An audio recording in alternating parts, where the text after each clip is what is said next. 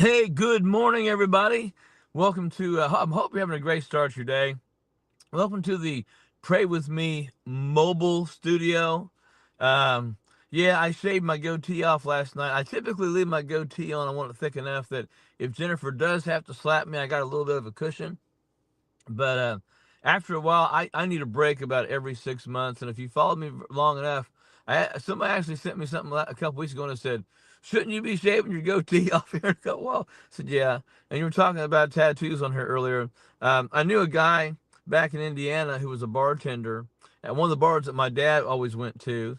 And as I got older, I became friends with him, tried to lead the Lord. He told me one night that a guy was a tattoo artist showed up at the bar, and he just left work, and he had a bag of his tools and stuff, and that a couple guys that were really drunk wanted him to do a tattoo on him, and the tattoo artist was also really drunk, and all the guy would say was it was bad, man, it was really bad. So point is, I don't know. Everybody's got different thoughts about it, but let's talk about the news today. Um, Zero Hedge had a great article, and my throat is very.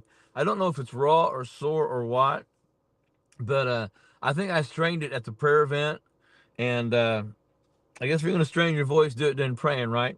Anyway, Zero Hedge article, The Vanishing Art of Presence. And it talks about the fact that a lot of doctor's appointments are now being done by Zoom call. I had one on Monday, but I'll see that same doctor here in 3 months. In other words, people aren't getting the physical diagnosis. Hands on touch is leaving the medical field. And that should be a real concern to us because I don't want a doctor looking at, hey, I got this bump on the back of my hand. Look at that. Oh yeah, I think that. I want that doctor to look at it, touch my skin, look at it, move it around, and have a better understanding of what's going on there.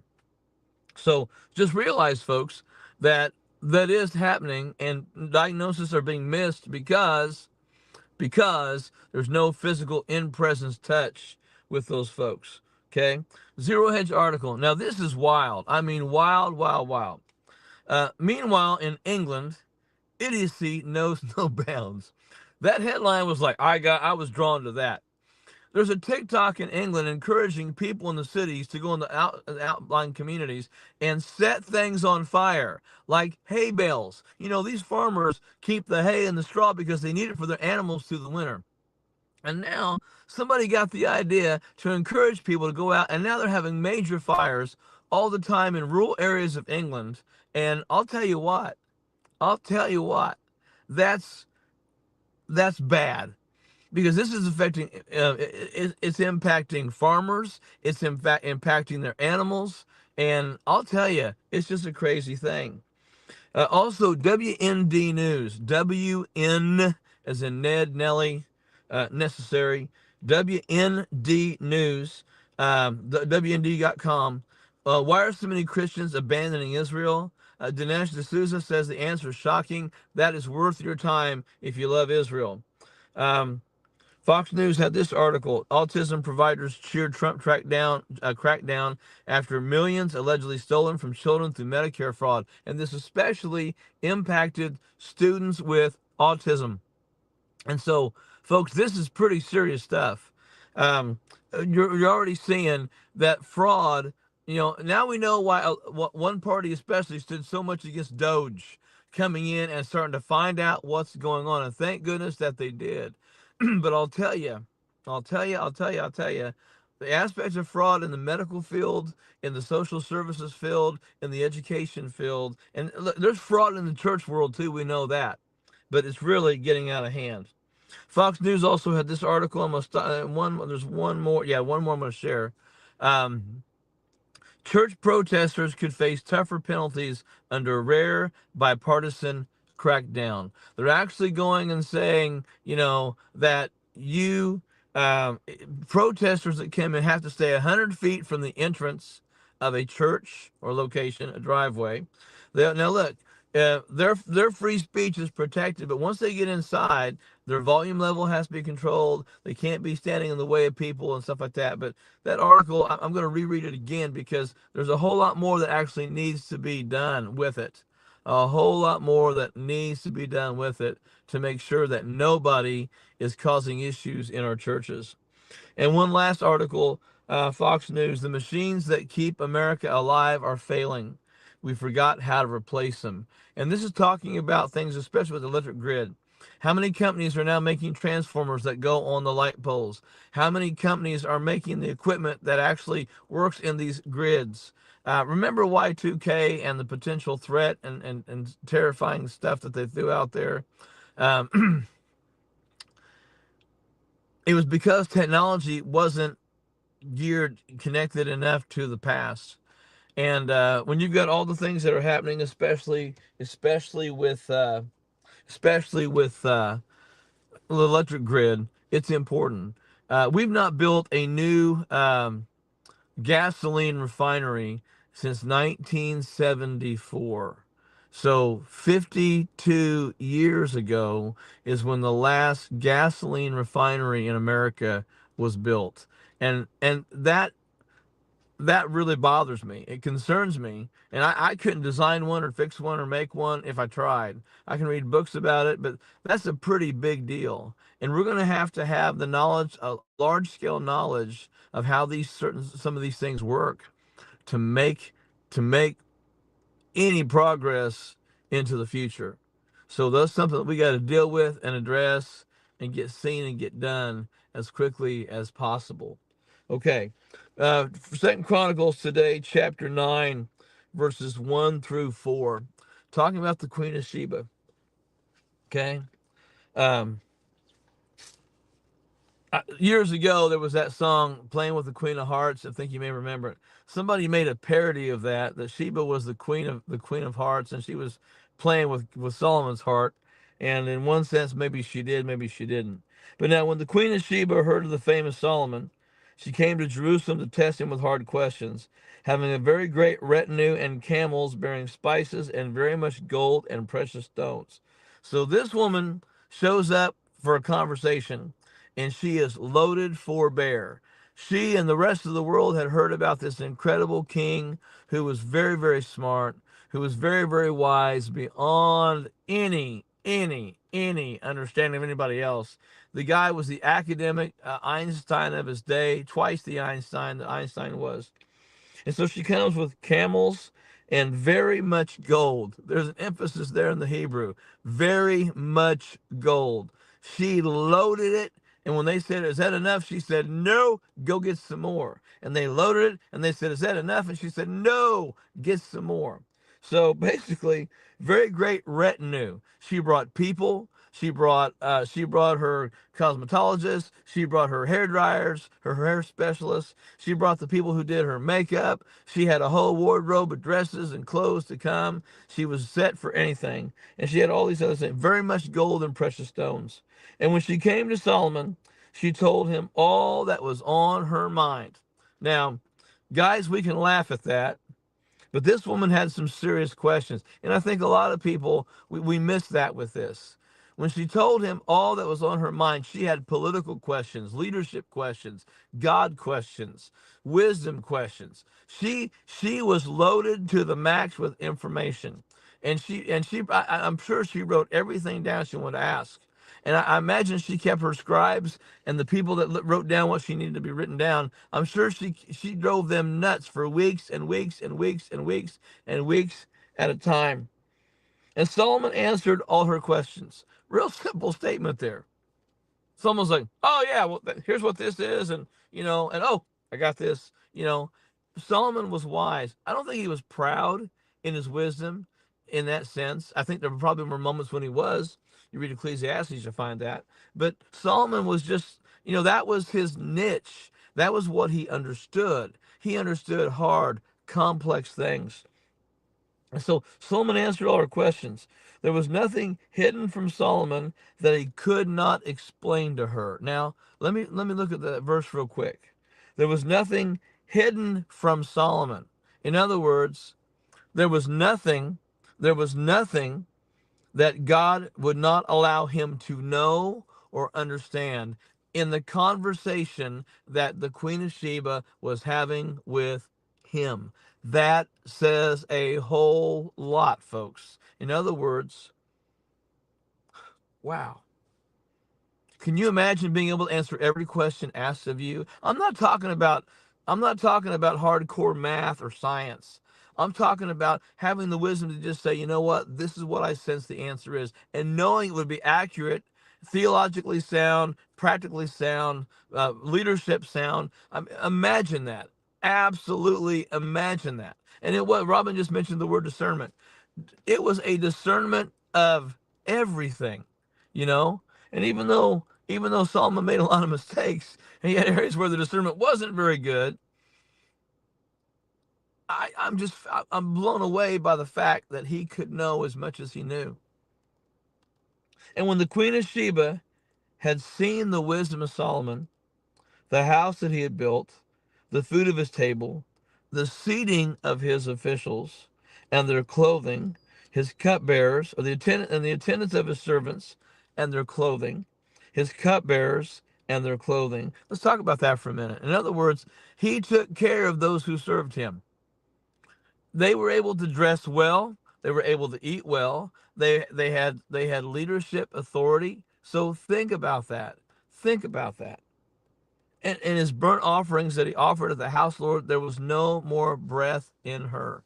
Now, I know the old joke is that some people don't stop talking. I know I don't stop talking. My wife will tell you, and those have been around us, those that were at the prayer events and know my wife, you know that I probably say 5,000 words every morning before she says one word to me.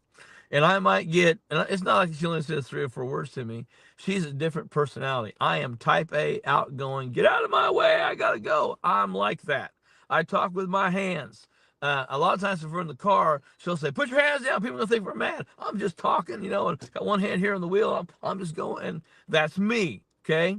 She's not type A. she's she's more like type M. She's way, way down that line. But there's been a lot of jokes told about this. But you know why she stopped talking? Because she was like, I don't have any more questions to ask you. Remember when Andrea just asked a question and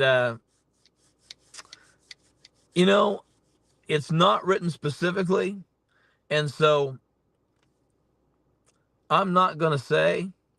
My discernment says I could see it because when she came, she showed him a great amount of respect. She, but it says that she was out of breath. There was no more breath in her. In other words, what happened was God had answered all of the Queen of Sheba's questions through Solomon.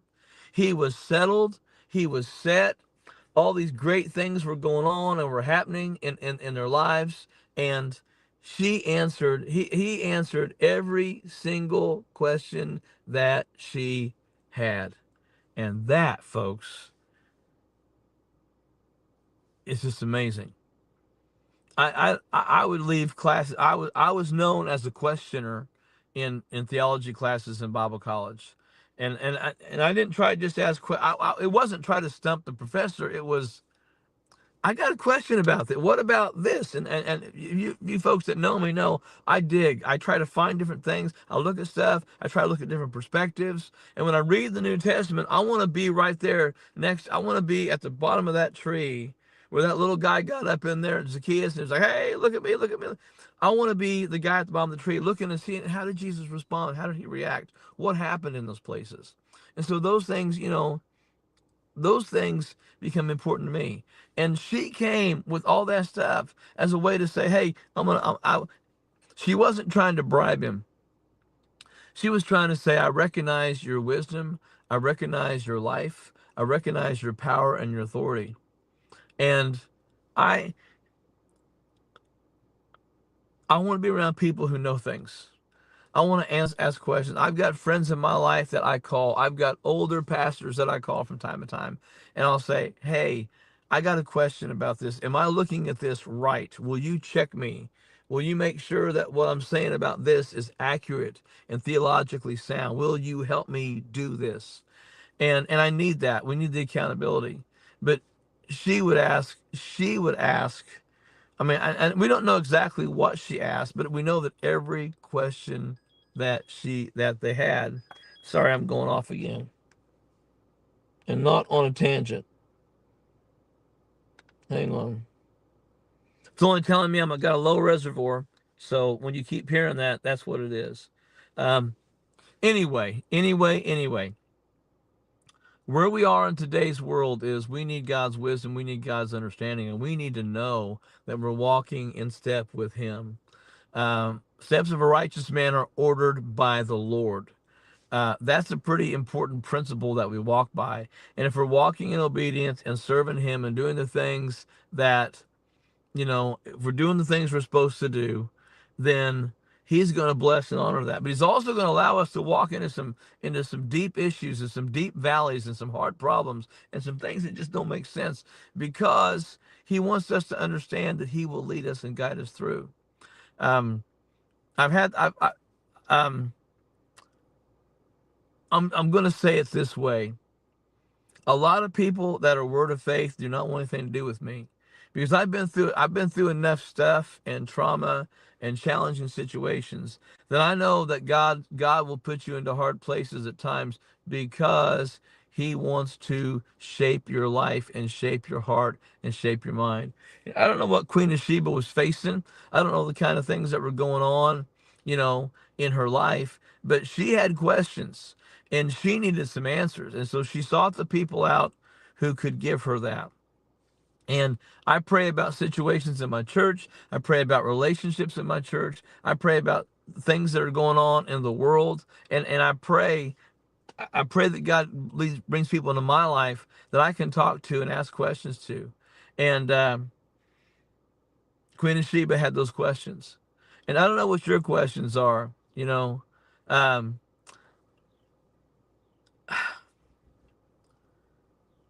and sometimes you're not going to get an answer.